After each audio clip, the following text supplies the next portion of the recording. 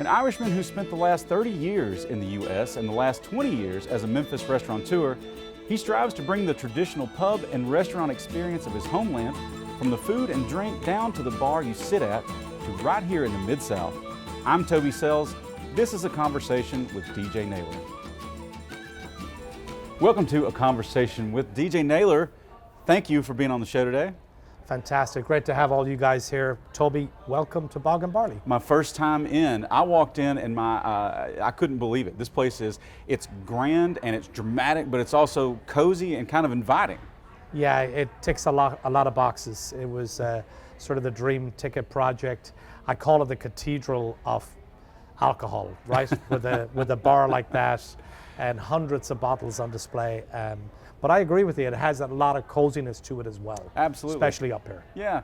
And of course, the road to this Bog and Barley, about to celebrate its second anniversary, its second birthday here in Memphis, starts way back, and it starts in Ireland, where you grew up there in County Mayo. It's on the western coast of Ireland there. And a little town, you told me how to pronounce it, I've forgotten. Yeah, the Americans would pronounce it Ballina. Back home, where I'm heading tomorrow, we would say Ballina. Ballina. Ballina, yeah. And it's there on the western coast, so you've got the beaches and you've got the bogs, and it's also the salmon capital of Ireland. Yes, back in the day, 70s, 60s, 70s, and 80s, the River Moy was just streaming with salmon. Yeah. And we used to have lots and lots of salmon fishing tournaments, and yeah, it was designated the salmon capital of Ireland. Beautiful place, 3-4 miles from the beach, but a small town, 10,000 people.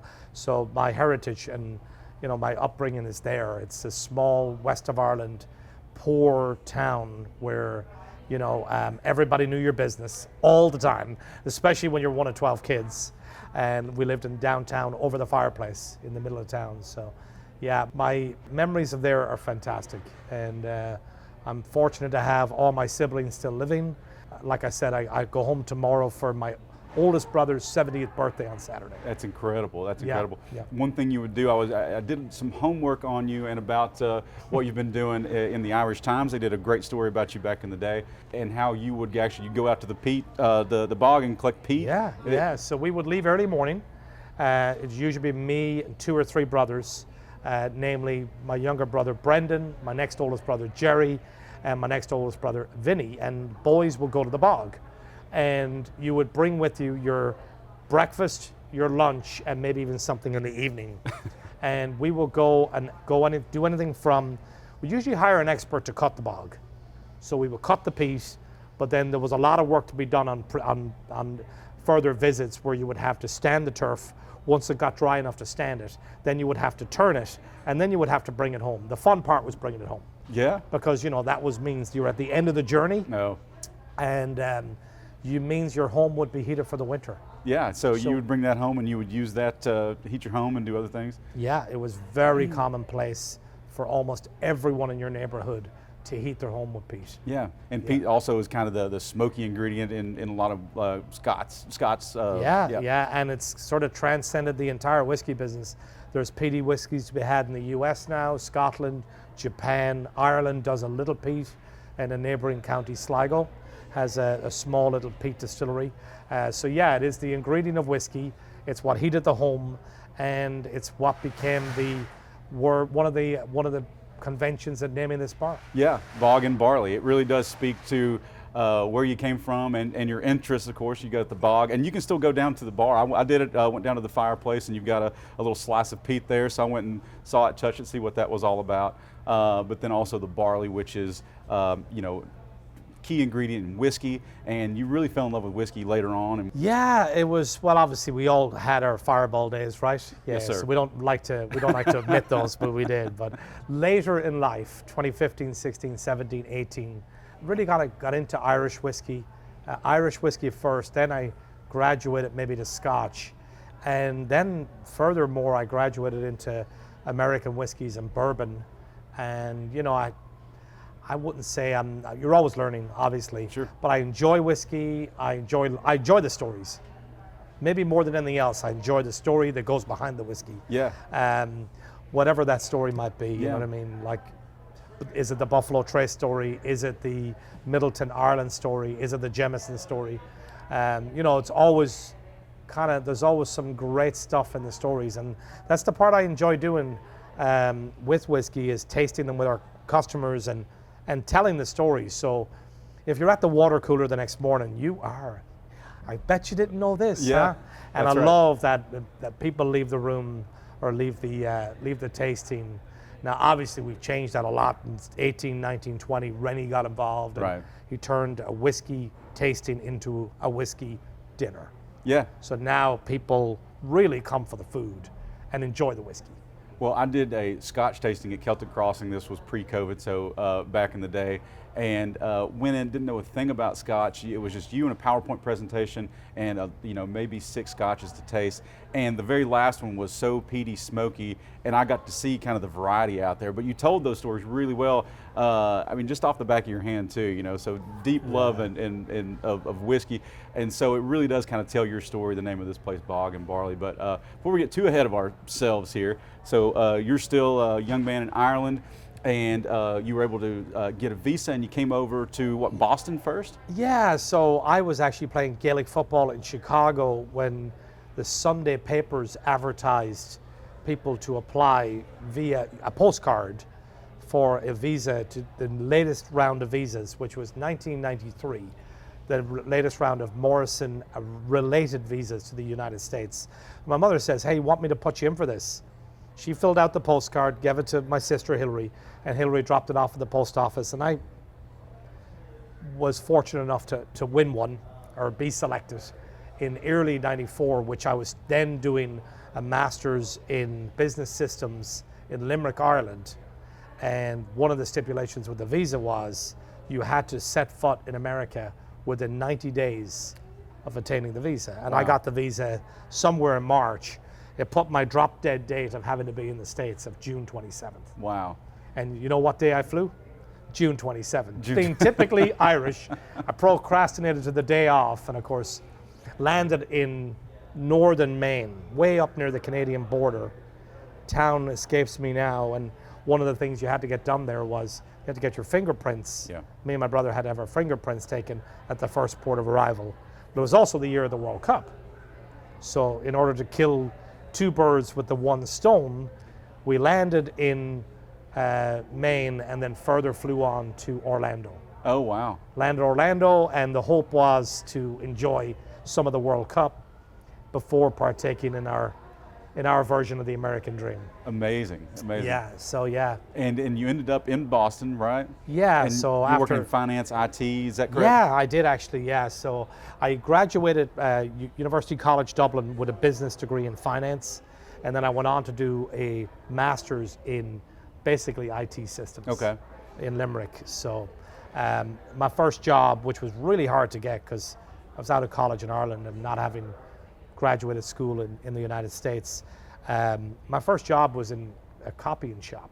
My father owned a printing business, and I had another skill while I was trying to get my career, sort of my university job.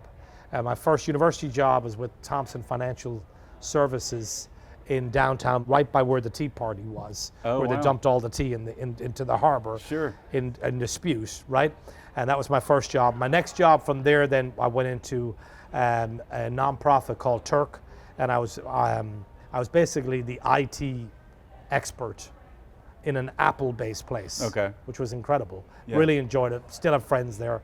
And then I went from there into KPMG Consulting, in the consulting wing of KPMG, which they spun off into a separate division, a separate LLC called Bearing Point. Yeah. So doing something yeah. completely different up there, and this kind of technical degree. Talk about how you found Memphis and kind of the beginning of Celtic Crossing. So one of the things with my KPMG job is I used to travel a lot. One of the secrets for KPMG is if they don't have you sleeping in your bed, you'll work a lot harder. So everyone works on the road. So I was in Toronto, New York, I was in Philly, I was in Dallas, I was out on the West Coast in Washington State, San Francisco, San Diego, Houston, Texas. So I worked everywhere but Boston. But one of the things was you used to have to has a consultant get up to speed on some technology really quick. It could be PowerPoint one week and some sort of reporting module the next week, or Lotus Notes the next week. So it was a really, really high anxiety job that you really had to learn things quickly. So I traveled a lot, and a lot of the times, instead of going home from the West Coast, I come and visit friends in Memphis. I had a bunch of friends here from Ireland, namely Gareth O'Sullivan, Clint Brown I got to know, Richie Grant was the coach at the University of Memphis Soccer, Gareth was at CBU, so got integrated into the whole soccer scene here and really liked Memphis. I like Memphis for a lot of reasons. I love Midtown, love living in Midtown, so I spent a lot of weekends there till push came to shove, and I'm like, got a little tired of Boston, I'm moving here. And so after 7-8 years in Boston, I decided to pack up and move to Memphis. Wow. Yeah. And so you got here, that was what, early 2000s? Yeah, 2001, early that year before 9/11. Yeah. I was still working in Philadelphia because that's where I was on that particular day, but living here, moved to Memphis March, April that year. In fact, right around St. Patrick's Day, and I fell in love with Memphis. Yeah. On a lot of fronts. And one of the things that really I loved about here was I was getting into sort of the idea of buying some real estate in Boston. And of course, you land in Memphis, which is 1/3 the price of Boston. Right. It became much more affordable. And my little other dream was to kind of become an entrepreneur. It started with doing some rental properties. Okay. Yeah. And did you pass by I don't know if it was the Glass Onion at the time, but whatever the real estate is there that's Celtic Crossing now for almost 20 years. How did you get interested in that? How did you get involved? Well, I believe the backbone or the spine for doing the restaurants, either you have a financier, which is someone, a lot of restaurateurs have people that provide financing. My opportunity came through owning real estate. So I started buying some real estate in 01, almost immediately when I got here, 02, 03. And then when I got to 04, we started having the conversations, a group of us, with opening an Irish pub in Midtown. And one of those conversations, where were we going to go? Well, I had bought the Anderton building, was under contract to buy. I was awaiting the purchase of it. And while waiting, we had become aware that the Glass Onion may be available for sale. So we started basically doing a Friday evening visit, a Sunday evening visit. And on a Sunday evening, I believe with John Moyles, we made the decision we were going to submit an offer to buy the Glass Onion as it stood and convert it with help into an Irish pub. Wow. So that was the first venture. The grand plans for that were on the back of a stamp. I'm not Love making those that stories up. like yeah, that, yeah. you know? So What was Cooper Young like at the time? What was the pub scene like? okay, so we had the deli, we had Tsunami, we had things that have gone and come since then. Obviously, Mulan's there now. There was something there before that. We had the beauty shop. It was a coming but maybe less thriving area in the mid 2000s. It was definitely coming. I think we timed it really, really well. I also think we were very systematic in bringing a lot more people. Yeah, for sure. You know what I mean? It became Club Celtic. Absolutely. Everybody remembers. I mean, it was a different business than what Bog and Barley is. It was known as Club Celtic. Yeah, absolutely. And we were proud of it, man. We Yeah. would be quiet on a Friday, we'd have a bit of lunch and a small bit of dinner, and we'd all get our dust off ourselves at 9 o'clock at night because here comes the crowd. And it did too. And I've seen Celtic Crossing in all of its different uniforms, dress up. I would go in there for a quiet beer at like 4 on a Friday, and then that night it was just it was incredible in there. Yeah. And it's really become a staple and I think an icon of Midtown, and certainly Cooper Young, where I've lived the entire time I've been in Memphis. So I'm well acquainted with what y'all do up there. The thing that brings me back, I always love a good pub. It's always a good feel and energy in there. The food it's elevated. I don't know. Why? Talk about how you kind of came up with your menu. And so the world's obviously changing. Things change, right? So when we opened Celtic, we were a college bar. We were literally a college go-to Friday, Saturday, even Thursday. Thursday we had, I remember Rusty Lemon playing live on the patio. Yeah. Thursday night, packed. You know what I mean? Friday night, DJ John Moyles. Saturday night, DJ Gareth O'Sullivan. Of course, Irish DJs, but It was really a meeting place, a hookup place, a party place. Um, in around 2010, 2011, we noticed things changing, and it's continued to change all the way up to 2020 and onwards, where people are changing their habits. Like, so there's less late night partying, and people are more into dining experiences, trying new things. So I consider Celtic to have transitioned from being a college nightclub bar, Club Celtic, into a refined neighborhood Irish pub that has a great love for soccer. Absolutely. You know, Yeah. and we've watched it transition. It's grown, it's evolved. It's we did a renovation in 2009 that resulted in proper women's rooms.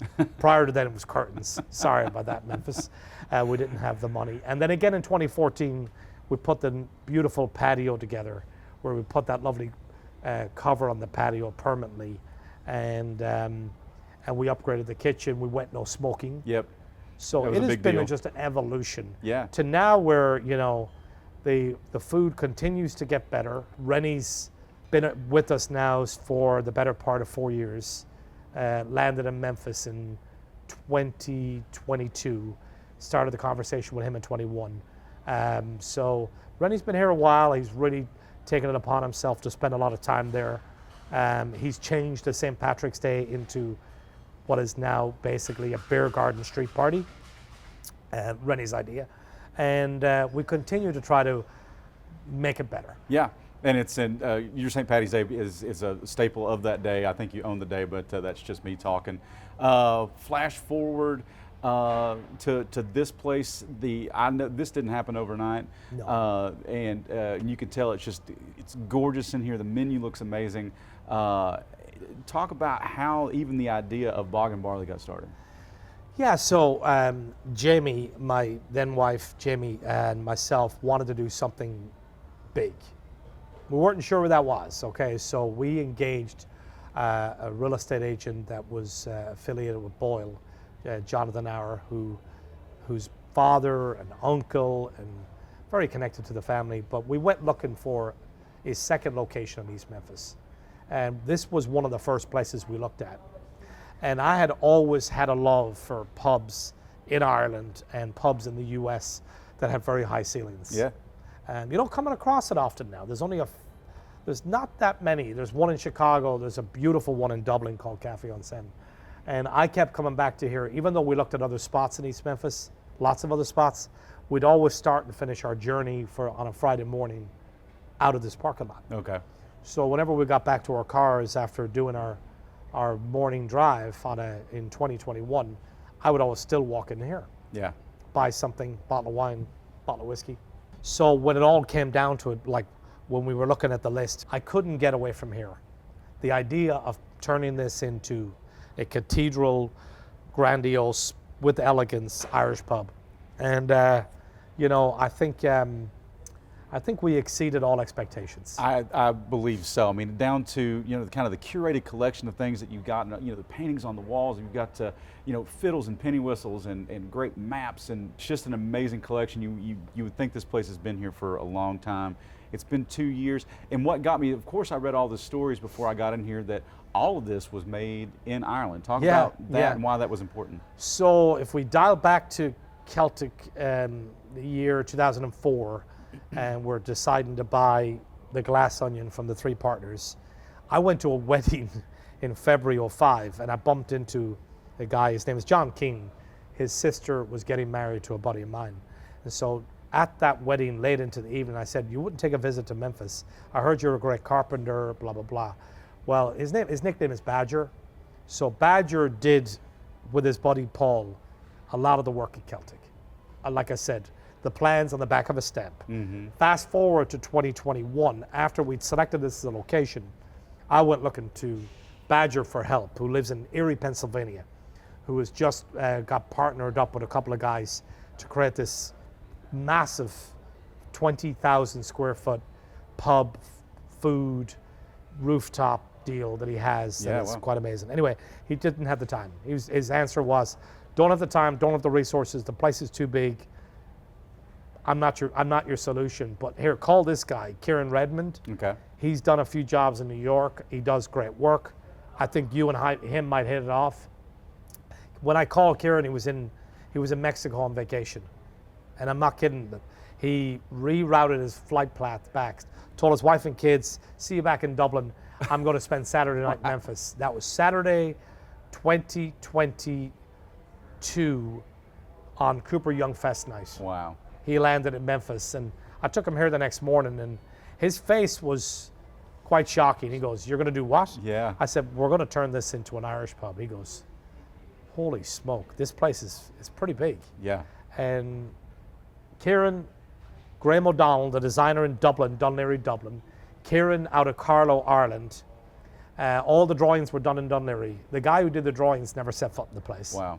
Everything was done electronically, robotically, and was all built in sections in Ireland. That bar existed in the warehouse in Ireland, was shipped over, and as I explained downstairs to you, they had this arrogance about them that everything was going to fit so well. I'm like, they were really, really cocky, sure that it'll all fit.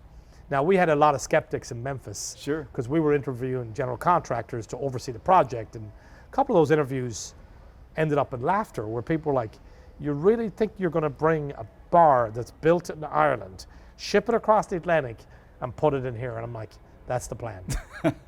So, I think we defied all odds. Yeah.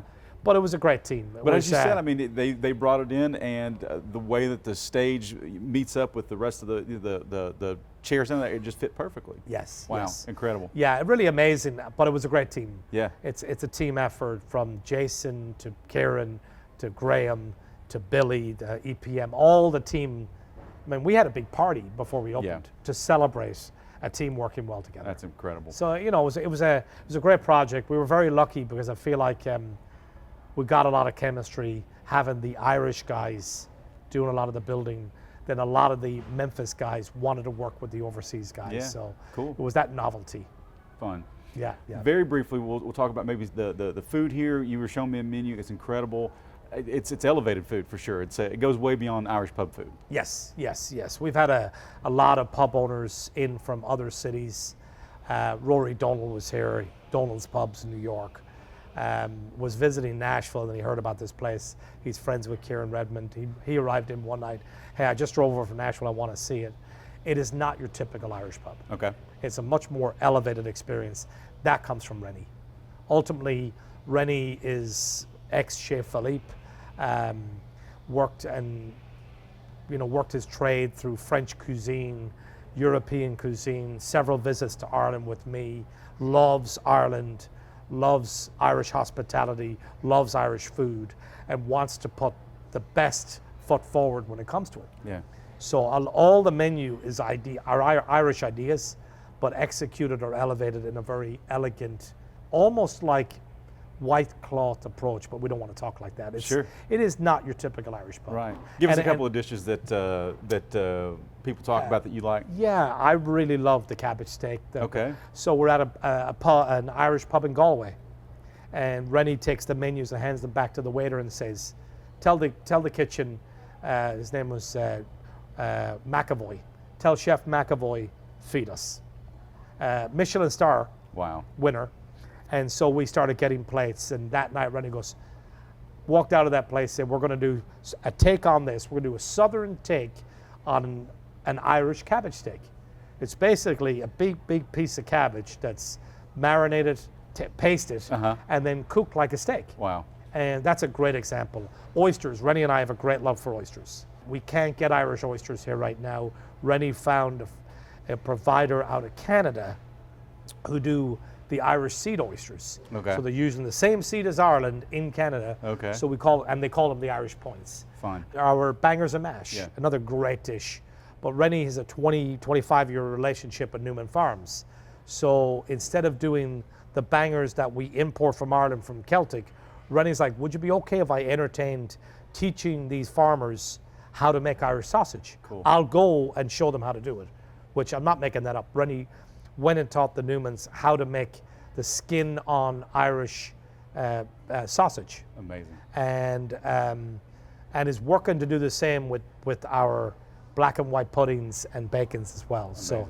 So we'll source all that from Newman. And just with a few minutes left, I know we could talk about that menu all the time, and I Yeah, can't wait to eat yeah, out here. It's going to be incredible. Yeah. Maves is the next thing Yes. on coming down the road. That's in Collierville. Talk about that a little bit. I'll keep it short. We were heading towards a new build out similar to this in Lakeland when we changed course. Okay. And we were very fortunate to have had changed course. The old Highlander pub in the old historic Collierville Square became available. And we had a mutual friend, the owners and I had a mutual friend, and honestly, we shook hands on it almost before we agreed any sort of numbers or price. There was an understanding and friendship between the Mullins and us to take what they have done with the Highlander, and we're hoping to add obviously an Irish touch, an Irish feel. The Maves name came out of long conversations, but ultimately I'll keep it short. My two oldest girls, Carla and Tegan, who I spend a lot more time with now, they're tough. They're tough. They're ferocious. They're strong-willed. They're opinionated. They're very, very smart. They're very brilliant, and they both they inspire me. And Maeve is them. The combination Colin Tegan's Maeve. Maeve is a Queen of Connacht, mythical Irish figure back in Cuchulainn times, and she was a very ferocious leader, and she was battle-hardened, Okay. battle-tested. One little story is Maeve got into a love tiff with her sister over a lover, and she killed her sister. All right, so when I told Carla the story, I said, Carla, Maeve killed her sister over, they were both after the same guy, and she killed her sister. Carla says to me, Dad, you don't have to worry about me. I said, Carla, I'm not worried about you. I'm worried about Tegan. Yeah. Well, that's amazing, and I'm Yeah. sure you're going to bring the same excellence to Maves that you've got here at Bog and Barley, that you've been serving in Cooper Young forever. I'll just say, DJ, we're glad you're here. Glad you decided to come and make Memphis your home. And DJ, thank you so much for being on the show today. Really appreciate that. And we appreciate all y'all. Thank you so much for watching A Conversation With.